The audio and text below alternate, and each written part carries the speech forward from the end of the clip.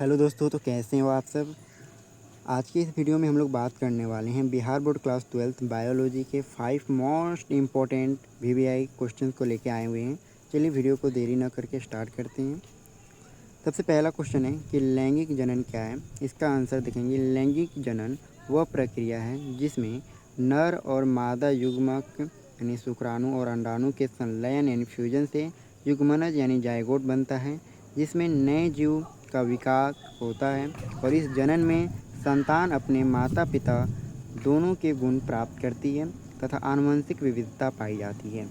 आप देखेंगे ये हमारा मेल है और ये फीमेल है। मेल जो कि स्पर्म मतलब रखता है और फीमेल में जो कि ओवम होता है। और ये स्पर्म और ओवम जब एक साथ मिलते हैं तो इसको जायगोट बोला जाता है और जायगोट से हमारा एम्ब्रियो बनता है। एम्ब्रियो के बाद हमारी प्यारी बेबी बनती है। ठीक है, अगला नेक्स्ट क्वेश्चन पे चलते हैं। नेक्स्ट क्वेश्चन है हमारा कि शुक्राणु की संरचना एवं कार्य लिखिए। ठीक है, तो देखिए इस क्वेश्चन की इस बार भी पूछा हुआ था। इसका आंसर क्या होगा। शुक्राणु जो कि एक नर जनन कोशिका है, मेल गैमेट है, इसकी संरचना 4 भागों में, या 3 नहीं 4 भागों में विभाजित किया गया है।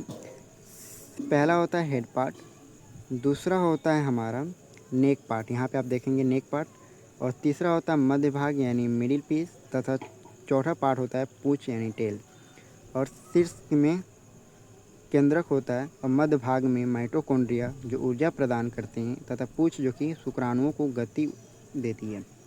इसकी कार्य यानी फंक्शन की बात करते हैं तो इसका जो फंक्शन होता है वो क्या होता है।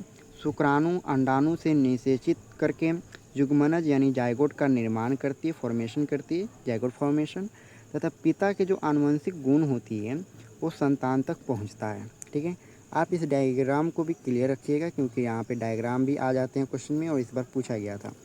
इसमें देखेंगे तो सबसे पहला आता है हमारा ये हेड, देन उसके बाद हमारा ये आता है नेक, उसके बाद हमारा आता है ये मिडिल पीस, उसके बाद हमारा ये आता है टेल। पूरी यहाँ से यहाँ तक ये टेल है, और ये हमारा मिडिल पीस है, और ये हमारा नेक है, और ये हमारी हेड है।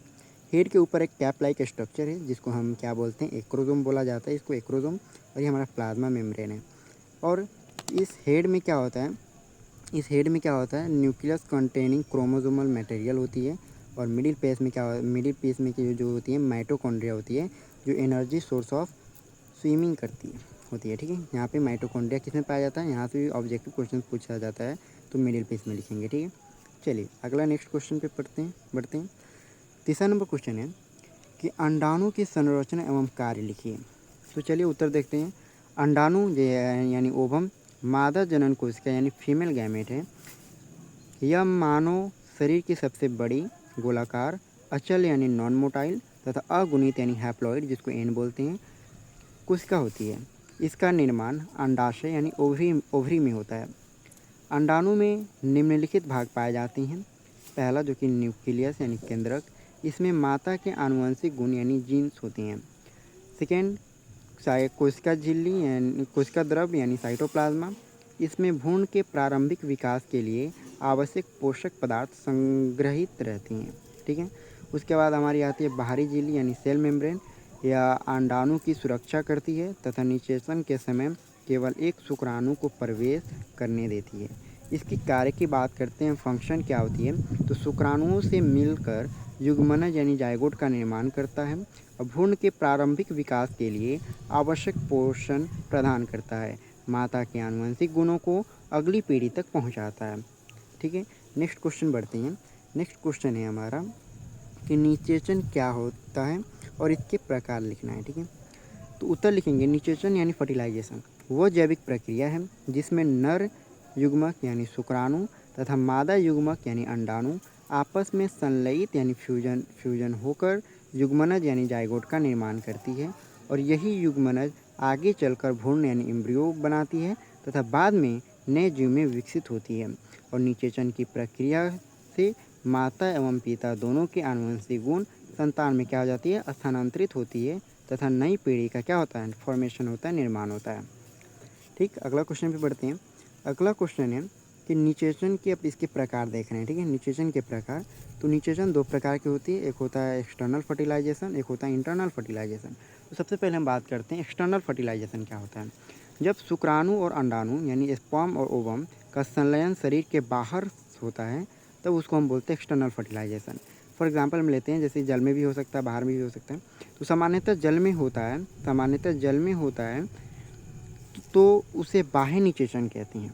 उदाहरण जैसे मेढक, मछली, इन सब का जो एक्सटर्नल फर्टिलाइजेशन होता है वो पानी में होता है। इसकी विशेषता क्या है, एक्सटर्नल फर्टिलाइजेशन की विशेषता क्या है? तो ये है कि निषेचन जो होता है शरीर के बाहर होता है, अधिक संख्या में अंडे और शुक्राणु बनते हैं, जीवित रहने की संभावना अपेक्षाकृत कम होती है। क्या होती है? अपेक्षाकृत थोड़ी कम होती है, किसके तुलना में? इंटरनल फर्टिलाइजेशन की तुलना में। देन हम बात करते हैं आंतरिक निषेचन यानी इंटरनल फर्टिलाइजेशन क्या होता है। तो जब शुक्राणु और अंडाणु का संलयन मादा के शरीर के अंदर होता है तो उसे आंतरिक निषेचन कहते हैं। जैसे मनुष्य में होता है, गाय में होता है, कुत्ता में होती है, पक्षी और सरीसृप में होती है। ठीक है, इसकी विशेषता क्या है? तो ये है कि निषेचन जो होती है वो शरीर के अंदर होती है, कम संख्या में युग्मक बनते हैं, भ्रूण की अधिक सुरक्षा मिलती है तथा जीवित रहने की संभावना क्या बढ़ जाती है? अधिक हो जाती है। ठीक है, अगला क्वेश्चन बढ़ते हैं। मानव जनन तंत्र क्या है? ठीक है, मानव जनन तंत्र, इस डायग्राम को हम लोग कवर करेंगे। सबसे पहले इसका आंसर देख लेते हैं। ठीक है, क्या है मानव जनन तंत्र क्या है? ठीक है, तो देखेंगे मानव जनन तंत्र यानी ह्यूमन रिप्रोडक्टिव सिस्टम उन अंगों का समूह होता है जो जनन यानी रिप्रोडक्शन का कार्य करते हैं। इसका मुख्य कार्य नर एवं मादा युग्मक यानी शुक्राणु और अंडाणु का निर्माण करना है, निषेचन करना है तथा नई संतान का निर्माण करना है।